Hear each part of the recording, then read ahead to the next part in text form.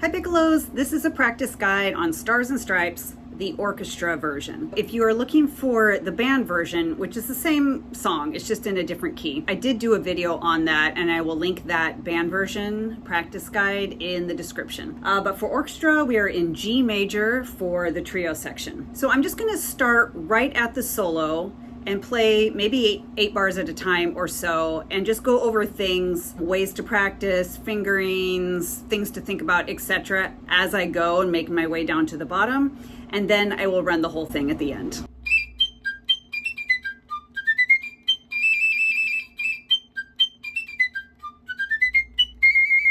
First thing, the trills should all be generally on the beat. Bump bump. Sometimes we get a little bump like grace notes. That can happen. It's no big deal, but it should be directly on the beat as much as possible. And speaking of trills, let me just see if there's any weird trill fingerings just to go over. I don't want to insult anyone's intelligence, but the D trill is your ring finger in the left hand. The C trill, make sure it's second trill key is the correct trill up there. And then the E trill, you're going to F sharp, so you need to do thumb. What else? I think those are all the trills. B, of course, is easy. Okay, so those are the trill fingerings. Going on to the next 4 bars or so.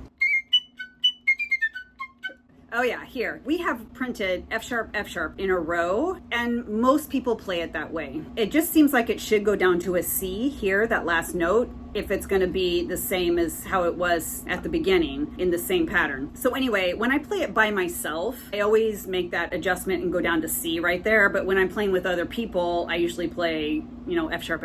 Or the flute section can kind of congregate together and be, if the other flute players are willing to go to that C, we have to all do it together, of course. Anyway, that's how I usually play C if I'm by myself, so I just make that executive decision. Okay, I'll just start same place and then I'll keep going.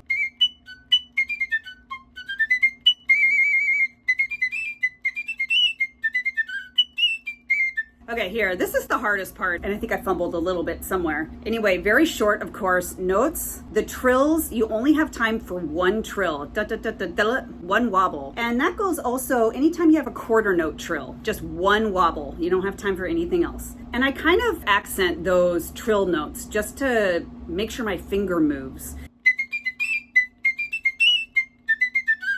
In my mind anyway, I don't know if it's coming across as an accent. The different ways I would practice these 3 measures are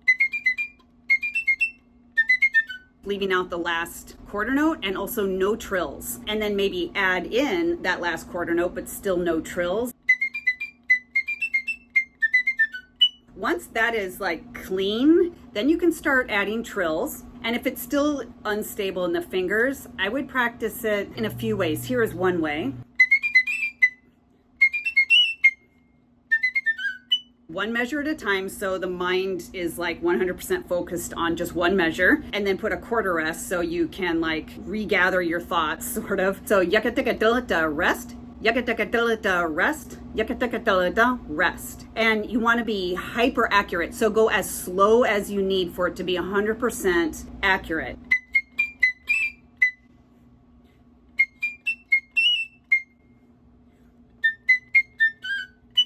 Whatever you need to do. And then from there, you can go faster and faster, maybe with the metronome on, just going up 1 notch at a time. And then I also do it one other way, which is very similar, where I do 1 measure plus the downbeat of the next measure.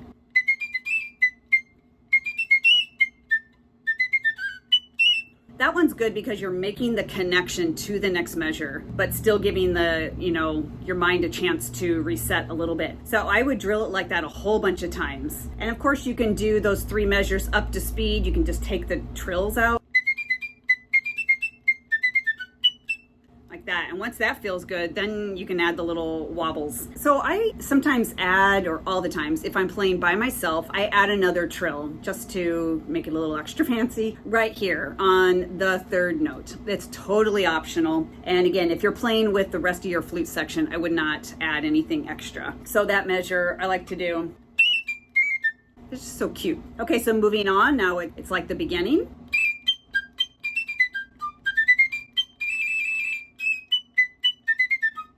Right here, this is another misprint, and this one, almost everybody adjusts that fourth eighth note to an A. A, B, C, A. It doesn't make sense to do A, B, C, B. It's unlike anything else. But again, you might need to, if you're playing with the rest of your flute section, make sure you, if you're gonna change it to an A, which I think you should, make sure you tell your colleagues that. Here, for the very end, you have a trill on the first beat only printed, but I like to trill first and third beats for all three measures. I think it sounds cute. It's not that hard, but again, only do that if you can get it working well and if you're playing it by yourself.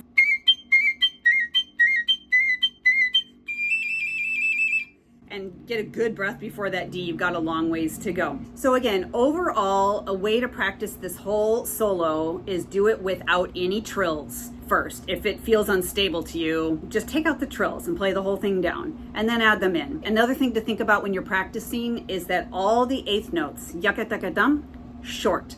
So if you need to just take 4 measures or 2 measures, like maybe the second and third bars, and go slow so you can just kind of remind yourself how short the note lengths are. A common problem, I think, with this type, like a march where everything is very tight and orderly, you know, and needs to be very, very clean, is that on piccolo, we tend to play our notes too long through moving double tonguing passages like this. And when you start doing that, then there's all this excess air, and we get the feeling of tripping over our notes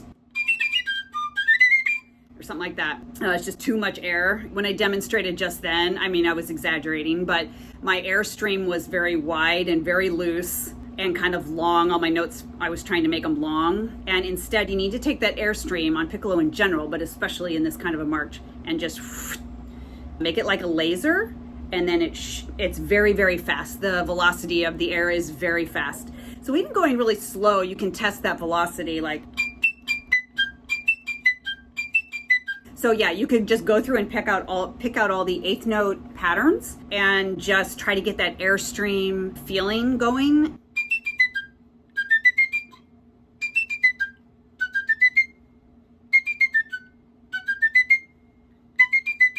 Etc. You can just go through and play it like that. Another way to practice just in general is similar to, you know, those 3 measures that I drilled for a while. You can practice the whole piece like that, the whole solo like that. Like you can just do 1 measure plus downbeat. That is a great way to practice technique in general.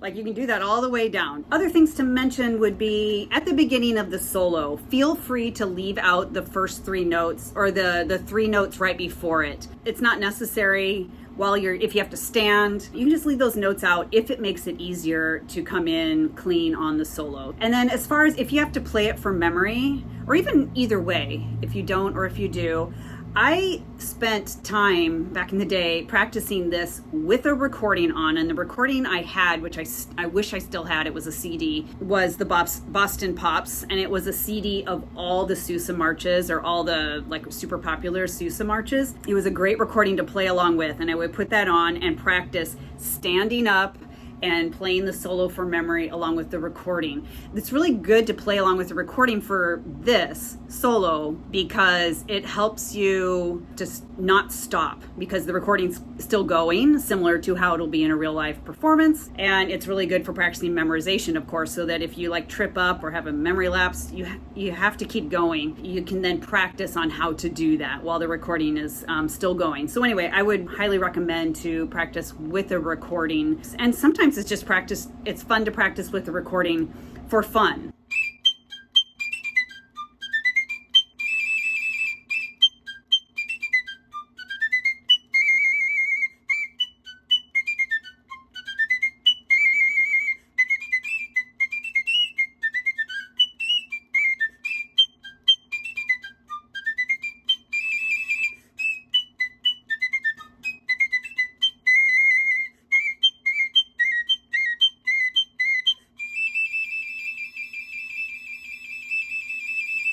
Okay, so happy practicing on this very famous probably the most famous piccolo solo. And hopefully some of the stuff I went over, ways to practice and things to think about, etc., were helpful. Please hit subscribe if you haven't already and be part of our piccolo community here. Lots of videos on just piccolo playing in general, exercises, etc., but also a lot of these practice guides. You might want to check those out as well. Thanks for watching this video and happy practicing.